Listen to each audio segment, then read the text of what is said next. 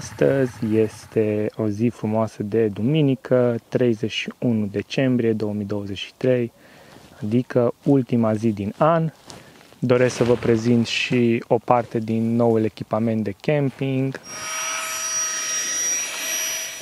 El este tatăl meu, Attila, are 71 de ani și locuiește off-grid, curentul și îl produce de la panourile solare, semnalul TV îl are prin satelit, apa are 2 fântâni forate, mașina pe ulei uzat, Volkswagen Transporter din 83.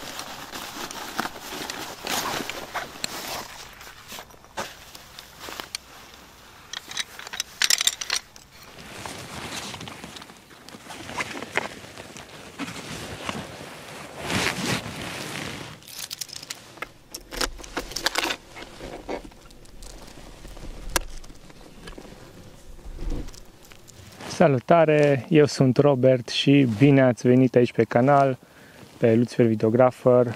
Astăzi este o zi frumoasă de duminică, 31 decembrie 2023, adică ultima zi din an. De asemenea, este ultima zi în care este soare și frumos, 12 grade, nu arată nici foarte frig la noapte, așa că a venit numai bine această zi, să zic așa, pentru că am făcut o pauză de la editare, mai am încă foarte mult de lucru pe evenimente, pe botezuri, nunți și așa mai departe. Îmi priește bine și mie o ieșire la aer, la pădure, la camping, facem un grătar, o ieșire cu motocicleta.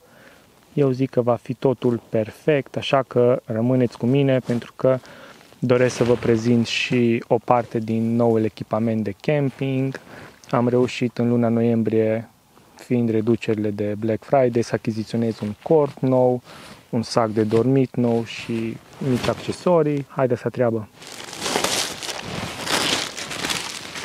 Pentru că noul cort are folia de jos foarte subțire, chiar dacă e de 6000 de milimetri, am cumpărat această extra folie care este 2 pe 3 metri, costat 15 lei.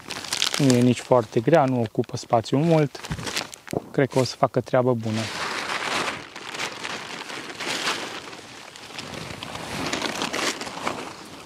În primă fază vreau să vă arăt cortul. Este vorba de un Penguin Gemini 150. În momentul în care am zis că îmi schimb cortul, pentru că cel vechi Hanna Troll S a început să se dezlipească la cusături, acea protecție, am observat în tura noastră din Alpi, din luna septembrie. În ultimele zile, deja când adunam cortul, efectiv la cusături începea să se desprindă. Are 2 intrări, este de 2-3 persoane, am vrut neapărat acest lucru, să avem un pic de extra loc, pentru că în momentul în care pui cele 2 saltele, să mai ai loc de cască și de geantă de rezervor sau alte lucruri, o geacă, pantaloni moto. Protecția la ploaie, la material exterior, este de 4000 de milimetri. Iar aici, în partea de jos, după cum puteți vedea, chiar dacă pare cel puțin la prima vedere foarte subțire, este de 6000 de milimetri, dar având în vedere că am și acea extra protecție la bază, sper că o să fie bine.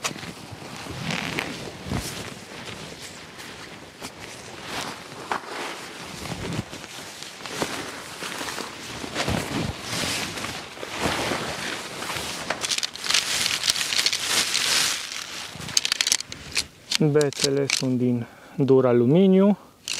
Sunt foarte curios de corte prima oară când îl desfac. Sunt curios și eu cum vine montarea făcută, pentru că este prima oară și tot ce e prima oară durează mai mult. Bun, avem două bețe din astea lungi și una mai scurtă.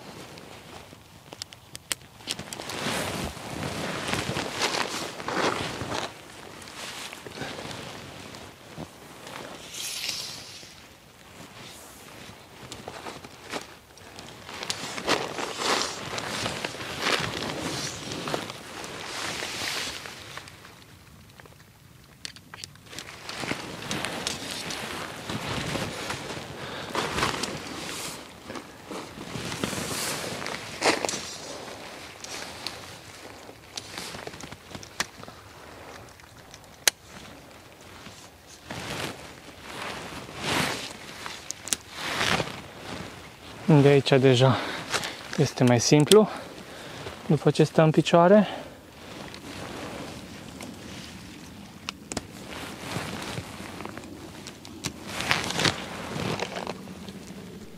Sper că am prins bine astea aici. Nu-mi dau seama exact, dar urmează momentul adevărului acum când îi pun partea de sus.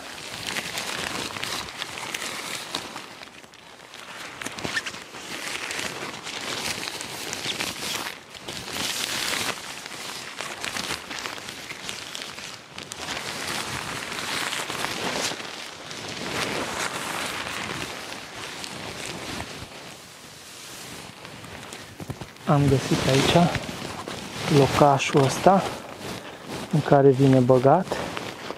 Uite atât. Mă gândeam că așa ceva, dar nu am fost sigur cum vine. De fapt, mișcarea e în felul următor. Prima oară trebuie băgat acest băț de aluminiu prin această gaură, ulterior în partea cealaltă și se trage pe cât posibil și se închide. Gata.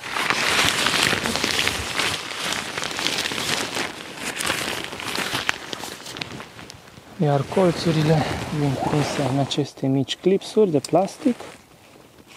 Foarte simplu și rapid. Urmează partea de ancorare, care se face cu aceste cuie de aluminiu foarte faine.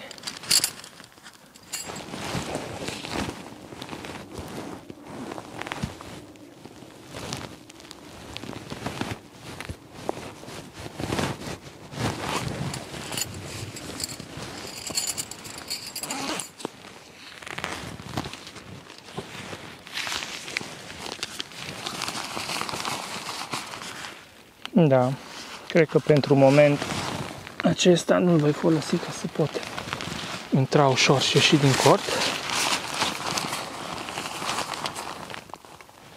Intrarea se face puțin ciudat, pentru că aici puteți vedea că este închis. Nu se poate deschide complet, deci ori pe o parte, ori pe alta se face deschiderea.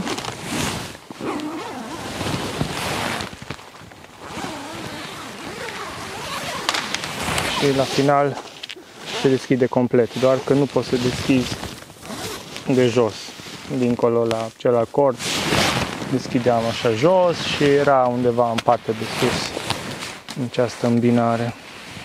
Pentru partea de jos a cortului am această păturică din Decathlon. Asta am folosit-o tot sezonul trecut și chiar dacă e subțire, în interior are o membrană, o ceva, nu știu exact ce protecție are și izolează. împotriva frigului. Foarte practică. A fost vreo 40 de lei.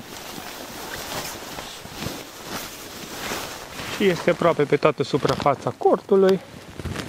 Peste asta vine acum salteaua și oferă o protecție mult mai bună decât dacă ai pune pe direct. Și nu ocupă loc, e mai mic ca și un izopren, mai ales că este pentru două persoane. La partea de saltea am rămas cu aceeași, este vorba de Crossroad Tube Pump V.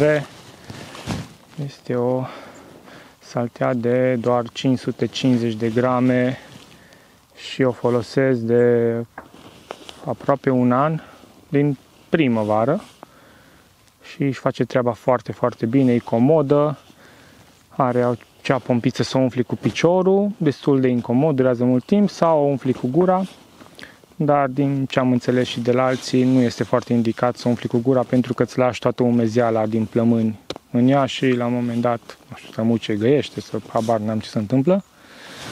Așa că am făcut o investiție de la FlexiTail, tot așa, la reducere de la 260 de lei, parcă am ajuns la 170. Pompița asta micuță, nu știu exact cum zice, X2 sau ceva de genul, și umflă și desumflă, îți face și vidare și umflele. Ai lanternă pentru cort, 3 trepte, 1, 2, 3 și, bineînțeles, pompița.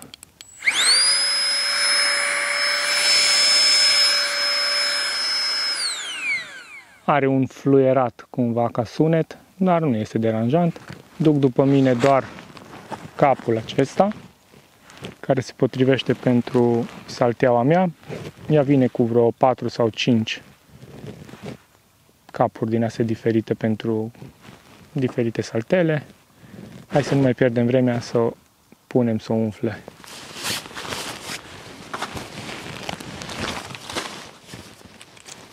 Trebuie să îi găsești capătul bun, unde îți suflă aer, pentru că dintr-o parte îți trage aerul și îl dă invers, sau dacă îl pui în partea asta, atunci îți face partea de vidare. Dar acum îl punem pentru partea de umflare.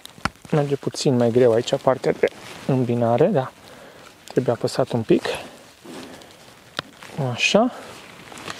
Bine cuplat pe guriță și da drumul.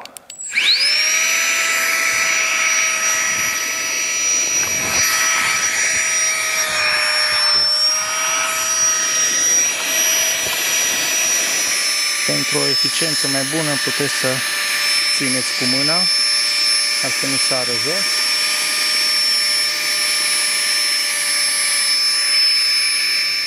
Acum, în funcție și de cum îl ții cu mâna, cât de bine e etanșat, nu știu exact cât durează, cam 2 minute, oare 2 minute jumate să dureze să mă umfle salteaua.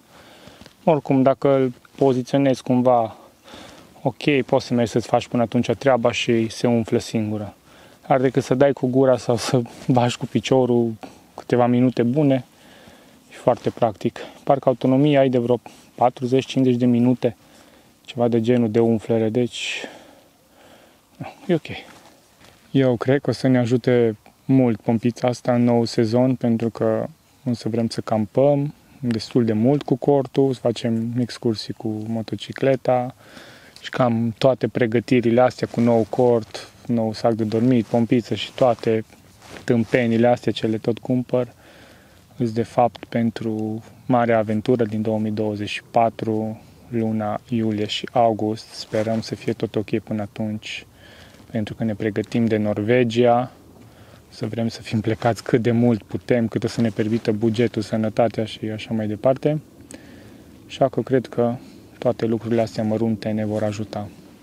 Am lungit-o destul de mult cu prezentarea mea, soarele deja apune în spatele meu, așa că hai să trecem la următoarea chestie, la sacul de dormit. Sacul de dormit este de la Trim, modelul Balance, și cântărește 1,5 kg, iar specificațiile sunt de confort la -2, limita la -8 și extremul la -25.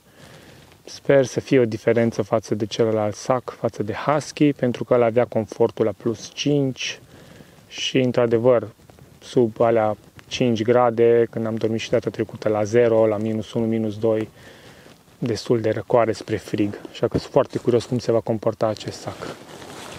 Are și acest sac fain de compresie. Nu chiar avem nevoie pentru că trebuie să găsim 2 saci de dormit într-una din lăzile laterale, cu tot cu saltele și cu cort, ceea ce am reușit cu celelalte. Dar astea am impresia că sunt o idee mai mari și acum am la mine doar un singur sac. Stuiască să văd într-o ieșire când sunt împreună cu Iasmina cum o să reușim să le compartimentăm. E bine să scoateți din timp sacul de dormit din acest sac de compresie, pentru că are nevoie de ceva timp până se umflă cu aer. Acum văd ce fain potrivesc culorile cu salteaua, cu cortul, cu sacul de dormit. Modelul Iasmin este cu ceva vișiniu roșiatic, a meu e cu verde, verde gălbui ceva. Iar locul pompiței, uitați unde este. Aici sus, pentru că o să am nevoie de lumină la noapte. A zburat timpul, deja e ora 5 imediat și avem 10 grade afară, soarele a plecat, trebuie să mă pun să mă adun lemne, să-mi fac de mâncare, pentru că mi-e foame, dar înainte de aia vreau să vă prezint pe cineva.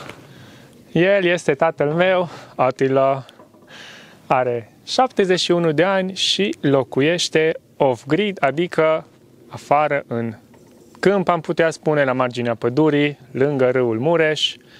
Nu este conectat la niciun fel de facilitate din asta modernă. Curentul și îl produce de la panourile solare. Semnalul TV îl are prin satelit.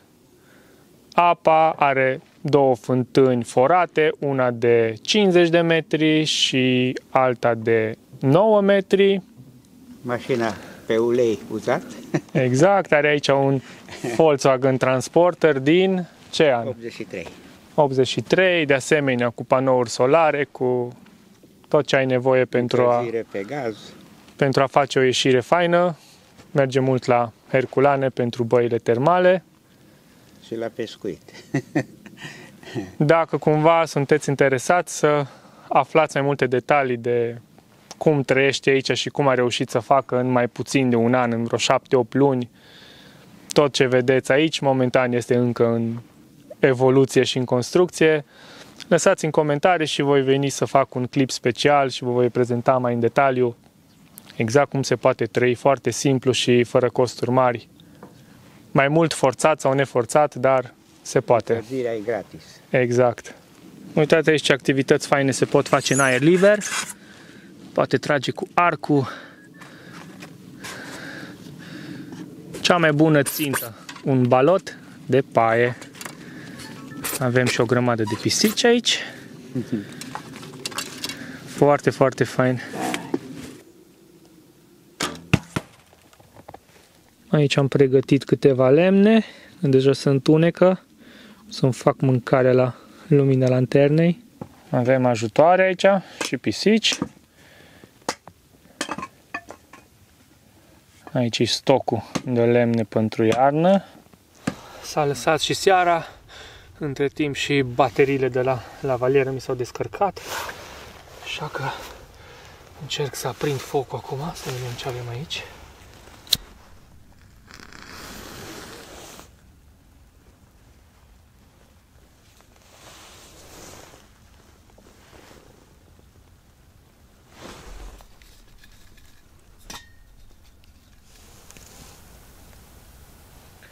Până să aprinde focul mai tare, am aici o periuță din asta de curățat lanțul și o să dau un pic pe grilul ăsta.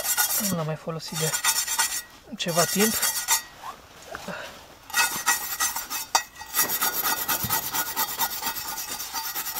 Dacă focul nu vrea să se aprindă, putem folosi pompița și pentru a face aer.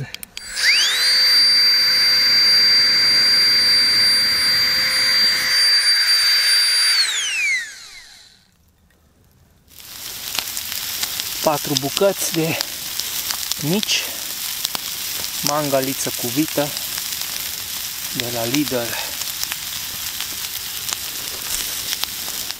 Între timp i-am mai tăiat. Trebuie să mi se facă pe toate părțile. Cred că i-am și pârlit un pic. Hai că vedem cum o fi. Vedem cu un pic de pituță. Și cu un pic de muștar.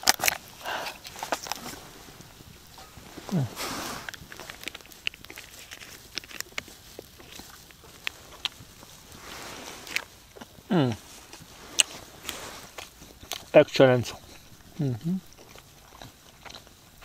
Este ora 7 și m-am băgat în cort. E destul de frig deja afară. Când am intrat în cort erau cam 4 grade. O să bubuie așa toată noaptea, fiind seara de Revelion. Eu mă pun să îmi copiez lucrurile în laptop, tot ce am filmat astăzi. Mânca bine, îmi bag în sac. După aia probabil o să mă bag și la somn.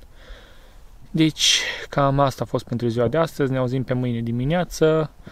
Dar până atunci, la mulți ani și toate cele bune pentru anul 2024.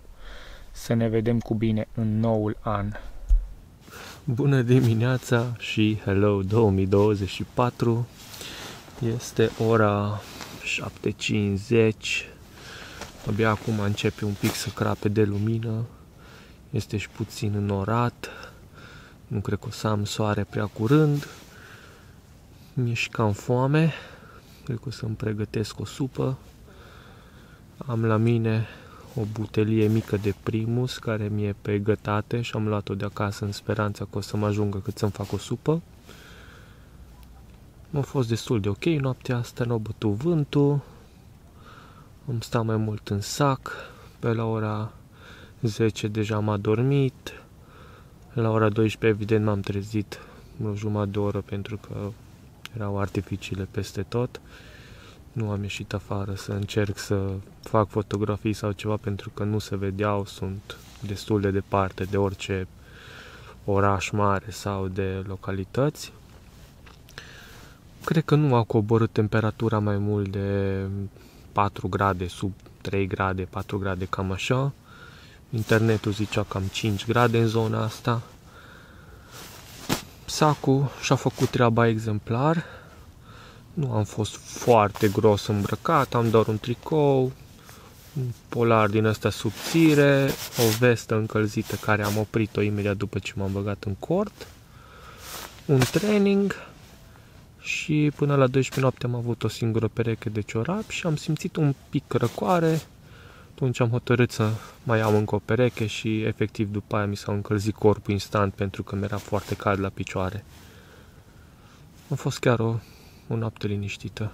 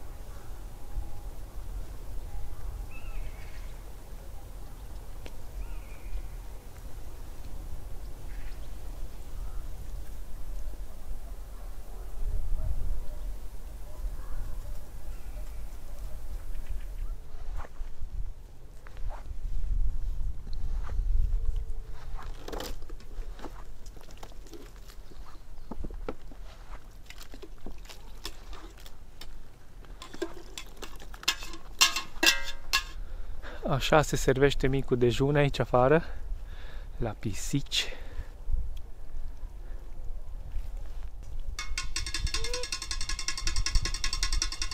Am terminat și de mâncat o supă bună, caldă, a venit numai bine la răcoarea asta de dimineață. A trecut și timpul, am uitat pe meteo și în vreo 2 ore de acum arată mici șanse de ploaie, așa că e timpul să mă adun, încep să împachetez. Da, motorul e pornit, e cald, e ora 11, avem 9 grade și bineînțeles a început ploaia, așa că trebuie să mă tirez încet. Mulțumesc frumos că m-ați urmărit și de această dată, sper că v-a plăcut. Nu uitați să lăsați un coment dacă vreți să vedeți mai multe despre tot ceea ce a realizat taică meu aici și să ne vedem cu bine în tot acest an minunat. Ceau, les!